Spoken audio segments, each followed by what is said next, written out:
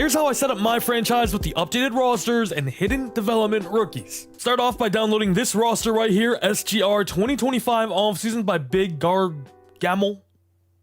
Here's the tricky part now though, I'm pretty sure these rosters are updated only to about round 2 for the rookies. So what I would do here is go to every team and make their rookies a 0 overall, or just make them punters, which will save you some time. And now once you create a league, make sure to choose play offline solo, this is key. Obviously use default or creation center roster. Once you're loaded all in, go to options and user teams. This is where it gets a little crazy now. Press Y to create a new character. And now it's time to take control of all 32 teams in the league. And okay, sweet, once you got that out of the way, you're pretty much set, but make sure that you go back to the league commissioner team, which was the main team that you went with, because this is the only one that can take control of the league. Now make sure to sim to week 1 and import your own draft class. This is the one I personally use on Xbox. And something extra I did that you don't have to do at all is give players their updated contracts, or if they got extended like a Myles Garrett, like a Sam Darnold, newly of the Seahawks, or even an extension like the one Saquon Barkley got. And if everything's updated to your liking, you should be good to go to start the NFL draft. But actually, before you do that, make sure to create a save point right here. And I'm telling you that now because once you start the draft process,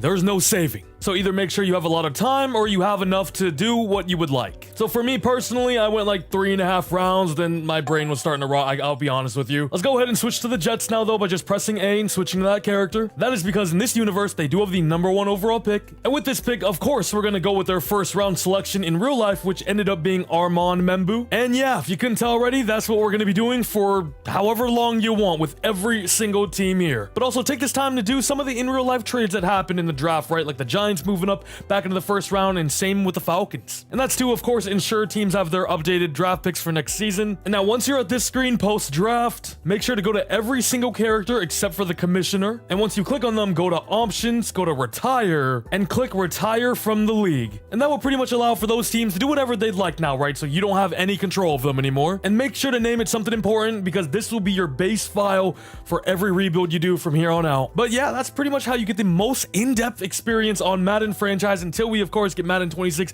Is it a mission to set up? Absolutely, but I like realism, and any ounce of unrealism kind of bothers me, so here we are. If you have any other questions, make sure to comment down below and I'll tell you what I did or how you could fix it or whatnot, but that's how to set up my franchise mode.